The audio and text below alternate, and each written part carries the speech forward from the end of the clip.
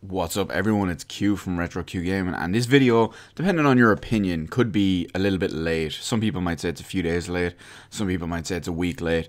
I wanted to take time to sit, think it over, think on the positives and negatives of all of the points, and just kind of mull it around in my brain and just kind of let it ferment and essentially logically think about, and in my opinion at least anyway, objectively think about the whole thing. So what are we talking about? Basically, I'm going to give a quick recap of all three of the major console platform makers from E3, what they had, what they presented and all that. I'm only going to make a quick version of it because if I sit here talking about absolutely everything they announced, I'm going to have like a half an hour video for each of them like I did last year. That's what I want to stay away from. And the reason I'm doing it all in one is because, as you've seen by the title in this video, it's, in my opinion, it's about who won E3. Now, like I said, it's my personal opinion on who won E3 with their announcements and all this stuff as well. So, you know, this, that, and the other. So, I'm going to go through all that stuff real quick. And like I said, it's not going to be a big, massive list anyway. But I am going to start with Microsoft. So Microsoft, as you'd expect, they announced a bunch of games. They confirmed a bunch of stuff for it as well. Dead Rising 4 was there. That's obviously a big thing for Microsoft. I know Dead Rising 1 was pretty much exclusive to them. Dead Rising 2 was out on everything. Dead Rising 3 is exclusive to, we'll call it Microsoft, simply because there's the PC version as well. And we know Dead Rising 4 is going to be a timed exclusive of 1 year for Xbox and PC. So that's, you know, that's a good thing there. They showed off all the usual stuff. There's Gears of War 4, looks good, and I'll get into all that in a minute anyway, but looks good, can't wait. They've got Scalebound, which if you're into it, looks pretty funky. Well, from what I'm told at least anyway, I'm not into it, but people that I know that are into that kind of game, they say it looks kind of good and they're really, really happy for it. You've got stuff like the new pirate co-op game, Sea of Thieves from Rare. It looks really weird in not in a good way, not in a bad way, just in a really weird, I can't wait to see how this pans out kind of way. They showed off Forza Horizon 3, which had some very, very pretty graphics. And you know, that's if you're a racing game guy, if your Forza is your jam, there you go. Forza Horizon 3 is out this year. I think it's this year. I wasn't paying attention to the exact date. They showed off other stuff as well. You know, State of Decay is getting a proper sequel and all at some point next year. But yeah, it's the kind of stuff you'd expect. So some of the bigger stuff that Microsoft came out with as well is, well, specific to Microsoft stuff as well. So they did announce the Xbox One Slim. And the Xbox One Slim, obviously, it's a new, smaller Xbox. It's a slim Xbox, basically. It comes in 500 gig, 1 terabyte or 2 terabyte. And although, in all fairness, you'd be stupid to go with anything less than the 2 terabyte version. It's 40% smaller, has a more slimlined and redesigned controller. To be honest, I think the controller looks a little bit cheaper, just because of where the top little sections around where the Xbox button is compared to where the actual meets the actual big plastic of the controller, or the main parts of the controller. I think it looks a little bit cheaper. That's just me and my opinion on it anyway. Could be wrong. There's apparently a couple of improvements that it's going to boast as well, the controller that is. There are, of course, a couple of bonuses and benefits in the actual Xbox One Slim as well. Bigger hard drive, goes up to 2 terabyte internal, as well as it's got HDR for high dynamic range for the likes of your existing games, which it's not going to make a massive difference on. It's mostly if just so your TV and all supports it. So basically, yeah, that's pretty much how that goes. It'd be handy for movies and all too as well. It does have a 4K Blu-ray disc drive, and it has HDMI 2.0, so it can output 4K video output. So don't expect to play games at 4K. It will upscale your games to 4K. But, you know, upscaling is a whole other thing. So it can output, say, stuff like 4K Netflix, 4K Amazon Video, 4K Blu-ray, perfect example. That's why all that's there. So that's the main stuff regarding the Xbox One Slim. One other thing that I'm really excited for, at least anyway, that Microsoft announced is they have this thing called Xbox Play Anywhere. And essentially a lot of the big Xbox One titles that are going to be coming out in the immediate future, as well as the foreseeable future at all, is basically if you buy a copy of that on, say, Xbox One, you will get a copy of it for free on PC. Now, I'm assuming Microsoft love their digital stuff, especially because it's all account-based. I'm assuming you have to buy a digital copy of at least, or a digital copy on either the Xbox One or a digital copy on the Windows 10 Xbox Marketplace, or whatever it's called, the Xbox app or the Xbox Store, whatever it is. I'm assuming you're going to have to buy a digital copy on there to get the other one for free. So yeah, that goes, that could go either way. The idea is great. The fact that like you can get stuff like Gears of War 4, it has cross play and cross buy. So obviously you'll be able to play with people on the other platform as well. And cross buy basically means you buy one, you get it on the other. It's going to be like that for a lot of their big games. I think they showed off, it was either 8 or 10 big upcoming games that all have that too. So that's Microsoft doing a pretty good job on the PC gaming / Xbox / making it all one ecosystem kind of thing. I don't like using the ecosystem word. It's too businessy. But yeah, so they did some fairly good job on that, if you ask me as well. One other thing, this wasn't really covered in the actual E3 presentations or anything like that, but at the same time I will include it because it's Microsoft rather than just Xbox. So Phil Spencer actually came out and said that they're going to start re-releasing, or not re-release, they're going to go back to releasing all their a lot of their upcoming big games on Steam, which is a big deal because the unified Windows platform for the Xbox app and all that as well, it's pretty restrictive and it's not great.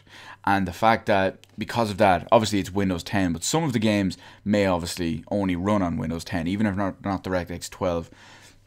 But some of them will just be coded to only run with Windows 10 properly, at least anyway. So the fact is they can still release on Steam with possible Windows 7, 8 and 10 versions, or maybe they'll just be Windows 10 versions.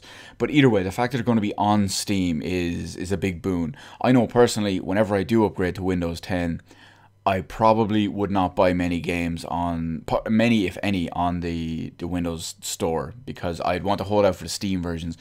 Simply because I don't want to deal with UWP the whole time, and Steam has its own benefits and all too. I'm not going to say that the UWP, or not the UWP, just the entire UWP / Xbox Marketplace, I'm not going to say that's a complete write-off, but it's not the best. It does have some positives, but it's not the best. And finally, in the Microsoft thing, I don't want to cover the whole Microsoft one for too long. I mean, I'm already talking on it for about 7 minutes at this point.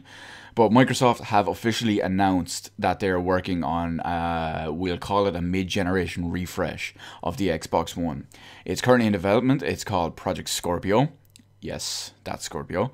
And the big thing with it is that it's a significant improvement. Well, let me rephrase that. They put out a sizzle reel with some of the I won't call it fake specs, but the buzzword specs and all that as well. And some of it was kind of ambiguous, some of it wasn't. But because of all that, what they've done is people have pieced together with what they have said, and the info we know from what was said is that it is actually going to be a beast. It's going to be a proper improvement. It's going to be something that a little while back, just before E3, Phil Spencer said he doesn't want to get in the habit of doing a small mid-generation refresh. If they do release new hardware, he wants to go big and he wants to make it a proper worthwhile improvement. What we do know about the Xbox One Scorpio, Project Scorpio, whatever you want to call it at the moment, is that from everything they've said, it does sound like a significant improvement. They're targeting 4K, actual 4K native rendered games, which may or may not be able to be done with this hardware. We have a general idea of what the hardware will be, but at the same time, you get the console optimization and all in there too, the real down to the nitty gritty, down to the metal as they call it, and get like every last little ounce out of it. So it could be possible. It's not out for roughly about 18 months, so we're not going to see it until the end of 2017, but we'll see how it goes anyway. There's plenty of time to find out all the information about that. We'll be finding out loads about it from between now and next E3, and I'm sure they're probably going to just properly announce the final product at next E3. That's Microsoft anyway. Okay, so Microsoft is covered in both their PC section and their console section. So that's why I did Microsoft first, because it's pretty much the biggest one. We move on to Sony next, right? So a lot of people say Sony won last year's show. Personally, I think Microsoft won last year's show. And Sony basically did a repeat of last year, this year. Now, am I saying that that's, a tip to the inside of who won and all that? No, maybe, who knows. But anyway, the main thing is Sony played it safe. Sony did a lot of exactly what they did last year.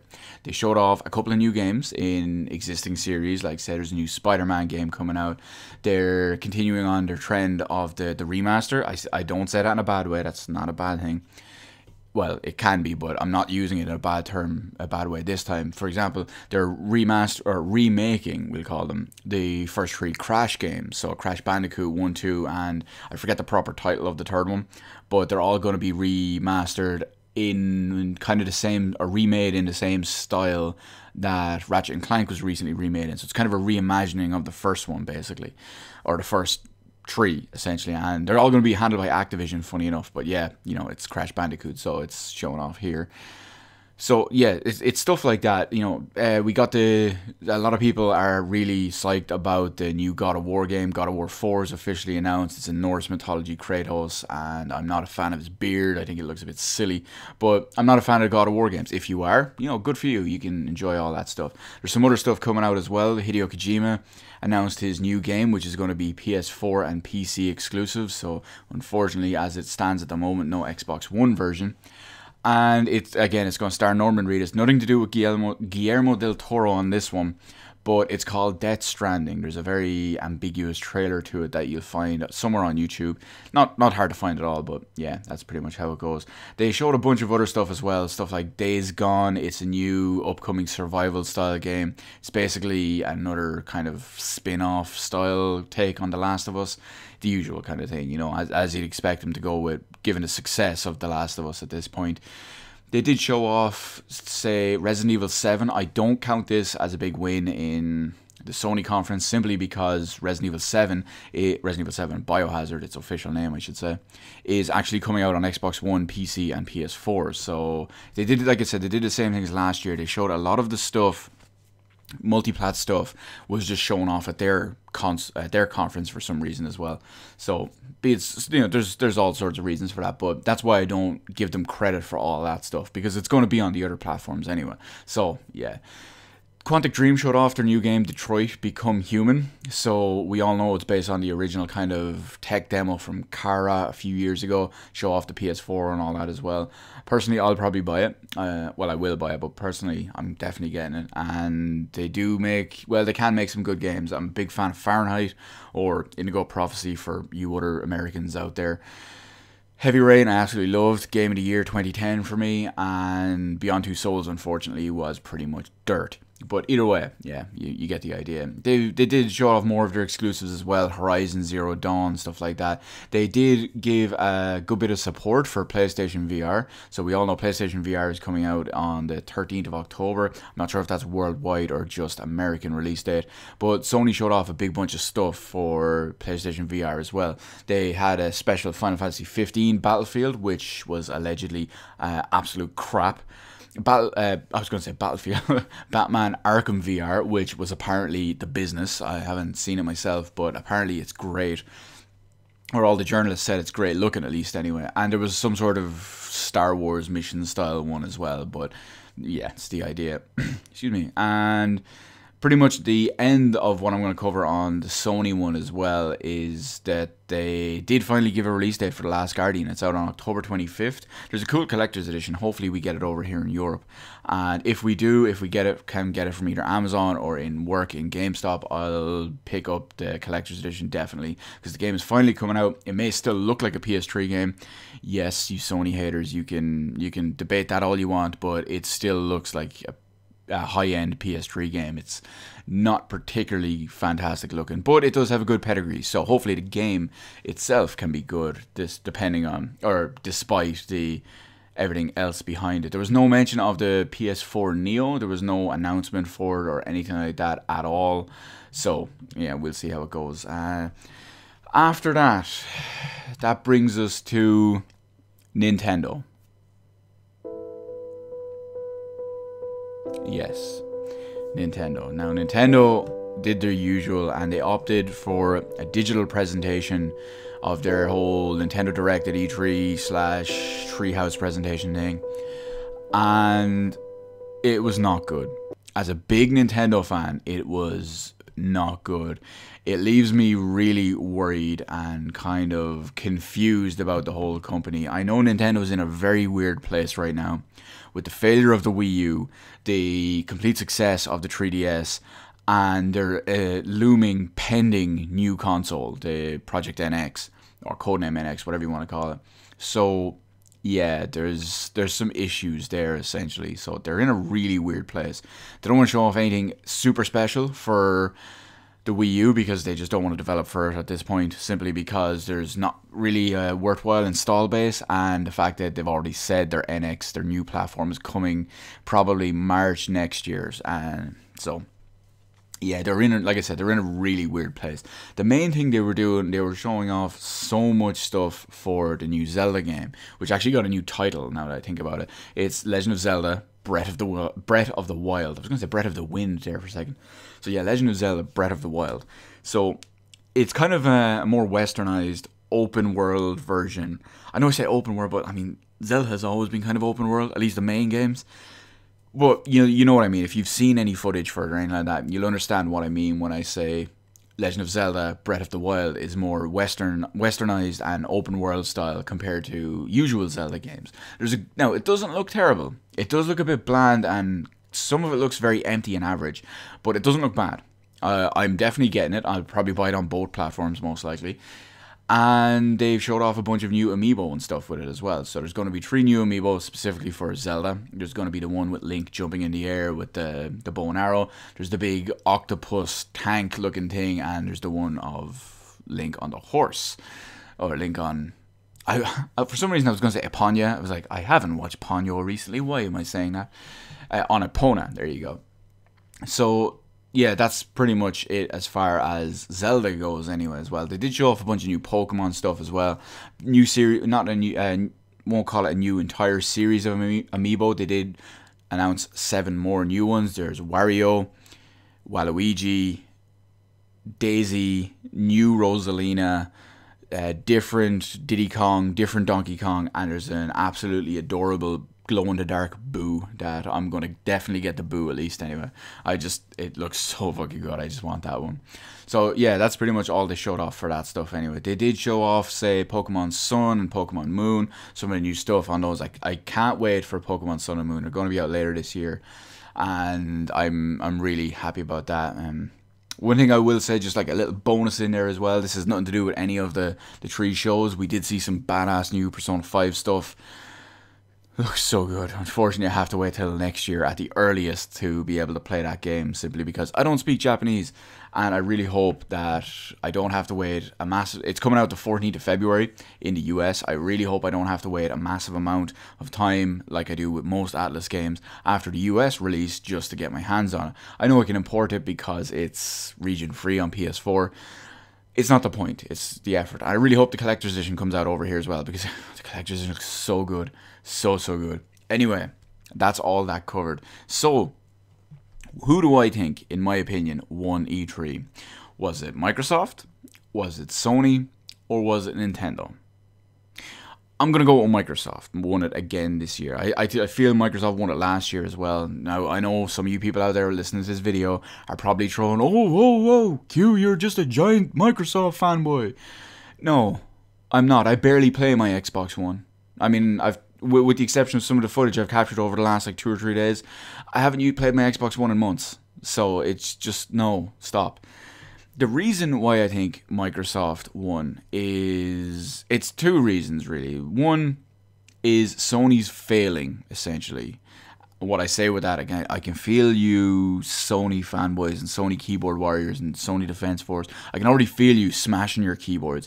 But the fact is, Sony did the same thing as last year. They showed off very little in the way of exclusive games that we didn't already know about. I know Microsoft didn't do the best on that either. I'm just saying, Sony did not help themselves in that case too. And then they showed off a lot of multi-platform stuff. including stuff that was also coming out on the Xbox One. So that just strips away a lot of the extra stuff that they had there too. Sure, they're taking a risk with PlayStation VR. That's good. That's nice. Am I personally convinced by PlayStation VR? No. I have a high-end PC. I'll get like a Rift or a Vive or something like that. But I'm interested in the concept and the idea of being able to get a cheap, relatively affordable, relatively decent spec VR headset into the homes of what's currently sitting at like 40 million possible units. So you get the idea. I'm not being a complete fanboy about whoever about it anyway. So that idea is very promising, at least anyway, that they're taking a chance on it. I know Microsoft are doing the same thing. They're talking about possibly partnering up with Oculus Rift for the Project Scorpio. So that's a whole other thing as well. I'm commending Microsoft for doing the same thing, commending Sony for it as well too. But the main thing is, okay, they all have their exclusive games. Sony have their exclusive games. Microsoft have their exclusive games. There's multi-plats between them all. There's a third-party timed exclusives or third-party exclusive titles as well. So I mean, look at Death Stranding. That's PC and PS4. You're looking at, say, Dead Rising 4 or Scalebound. Scalebound is obviously Platinum Games, so it's not first party. You've got Dead Rising 4. Sure, it's Capcom. It's timed exclusive for a year on Microsoft platforms. Still, it's something for them to show off. I'd be saying the same thing if it was on PS4. They have their Destiny, their Call of Duty stuff as well. So you get the idea. It's split evenly, but I think the Microsoft stuff came out a little bit stronger on that as well. Microsoft announced the Xbox One Slim. Not a big deal to me at all, but I do like the fact they're improving their console, be it even if it's the same technically power console. I do like that they're slightly improving it as well. The new prices and the new improvements on it are pretty good. It could be enough to push over some people on, as they do on if they're holding off buying an Xbox One, it could be enough to push them into getting one of those. I know Sony have already basically done a refresh. They released the 1 terabyte model, as did Microsoft the Xbox One, and Sony upgraded to what we call the C chassis. So I know it's only a little bit more power efficient and all that as well, but that's why I feel like the Xbox One S was a bit more of an improvement than the C chassis for the PlayStation 4. And the fact that Sony didn't do anything with the PS4 in small little refresh cycles and all as well, yeah, that's another, I won't say mark against them, it's just not a bonus mark for them. So on top of all that as well, you've got the Xbox Play Anywhere is what it's called. That's a big thing. I do think that it's a decent thing for me as well personally, because it would be nice if I can get the games on both. If I just have to buy one of them, we'll see how all the details and all fully work. But the idea is that they're doing something big and very good for the consumer. Not just me personally, but just for the consumer. You have a lot of people out there, myself included, who very rarely buy physical PC games. It's mostly digital PC games we buy. And if we buy we buy a digital copy of one of the big Microsoft titles, we automatically have that on Xbox One. Or if we buy it on Xbox One, we automatically have that on PC. So that's a big consumer focused thing. I know, Sony do a cross-buy thing. It's on very select games and usually smaller games as well. I mean, they have it on Minecraft on the PS3 and the Vita. They have it on PlayStation All-Stars and a couple of other games that usually aren't worth mentioning. At the end of the day, it's coming to the big AAA Microsoft exclusives versus some of the crap that Sony puts it on. I'm not saying, fuck you, Sony. Don't you're giving us this, we're going to throw it back in your face. I'm not saying that. I'm glad they're doing some sort of cross-buy promotion. Microsoft's one just happens to be better because they're, like I said, they're giving big first-party titles, big AAA titles. Gears of War 4, it's one of the big things. There's some, God, I'm losing my mind with losing track of the games as well. Like I said, they listed like 8 or 10 games, so it is a big, significant thing that they're doing all that. Halo Wars 2 is another one, actually. So you get the idea. That feels very consumer focused. Like Phil Spencer's completely turned around the Xbox One, in my opinion, at least anyway. And here's where I'm going to bring up the last point as well. Project Scorpio. So Project Scorpio, right, first off, I'm still not sold on the idea of a mid-generation significant refresh. Now, I go back and forth. There's so much involved in it, and it's a relatively unheard of concept. I know it has happened once or twice before, but it's been so long. It's been so long since it has happened. And one of the big things this time is with the proposed leaked specs on the PlayStation Neo, which would be a small kind of improvement.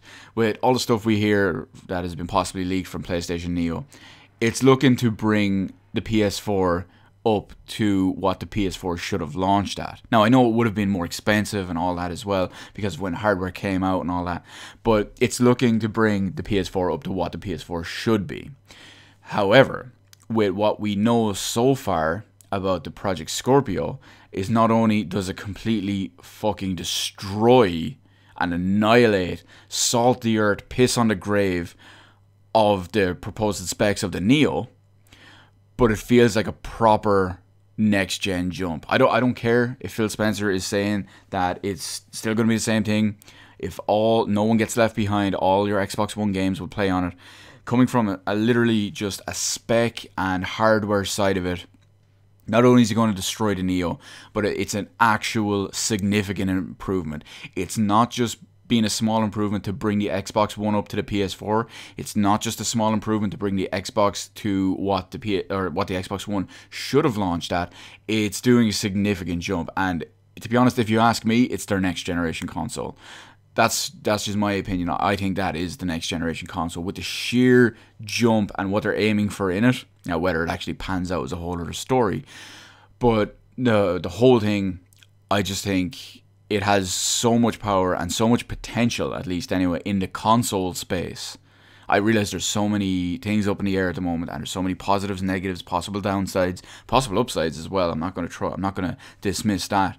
But at the same time, because of all that, the fact that they even announced that it would be happening at a later date and what they're doing with it, yeah, that's it. Like the fact that all your Xbox One games will basically, you buy an Xbox One game after Project Scorpio comes out, you put it into your Scorpio, boom, it's probably playing at 4K or close to it with a good frame rate, hopefully, and good graphic settings, hopefully, or maybe, it's a little bit faster, whatever. Or if you put it into your launch Xbox One or your Xbox One Slim, it's still going to play. So the fact that it's all inclusive, I know Sony are doing something like that as well. The alleged Neo games and all as well, that they have to still run on PlayStation 4, basic PlayStation 4, and they don't have to, there are not going to be any exclusive features locked behind Scorpio. There's not going to be any exclusive features or anything locked behind Neo. I realize they're both doing it, just saying.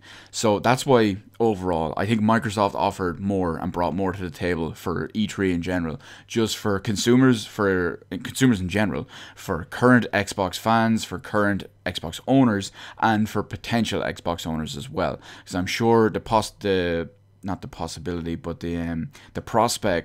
of Xbox One S and the prospect of Xbox Project Scorpio can entice a lot of people. It will be interesting to see if Sony change the leaked specs. I know they're leaked, so it's not fully they're not fully confirmed, or they're not even possibly 100% accurate. But it's going to be curious to see if Sony just beef everything up, if they just turn everything up on the Neo. Because if they don't, if all the stuff that we have seen on the PS4 Neo is legit, if all of that is actually accurate and all that as well, the Xbox One Project Scorpio is going to fucking destroy the PS4 Neo. I don't mean in sales wise, because the PS4 has an image at this point and Microsoft has an image as well for the Xbox One, but we'll see how that goes. Just on a strict hardware basis, it's just going to fucking destroy it. Like, it's ridiculous. The difference is just phenomenal. Like, it's if you're not into PC hardware, you don't know tech or anything like that, the difference is literally massive. The difference is it's comparable to comparing a PS3 to a PS4. There's such a big difference. So essentially, as a comparison, your PS4 Neo would be the equivalent of a PS3, and your Xbox One Project Scorpio would be the equivalent of a base PS4. So there's a significant power difference from what we have leaked and /heard and / everything else at the moment. That's all subject to change, and I know that much, and I'm not completely stupid. I'm not saying it's all set in stone, but from what we know so far, it's a curb stomp. It's a Gears of War curb stomp. So that's why I think Microsoft won E3. Feel free to try, I won't say prove me wrong, but feel free to debate why you think I'm wrong, if you think someone else won, if you think Nintendo won, if you think Microsoft won, if you think Sony won, if you think I wasn't covering like the PC gaming tech or the PC gaming show or any of the other publishers or anything like that, because this was mostly just the hardware stuff wise, because they're the real three ones that everyone's interested in. I did watch most of the other ones myself, but you get the idea anyway. So let me know in the comment section below anything I talked about in this video, your opinions on it, my opinions on it, what you think of my opinions, whatever, or who you think won and why. Let me know all that. I'm curious to hear what everyone else thought as well. So let me know all of that in the comment section below, because this video has gone on way too long. Hit the like button, hit the subscribe button. You can follow me on Twitter. Details in the description below. Thank you for watching, and I will see you on the rest of the videos in my channel.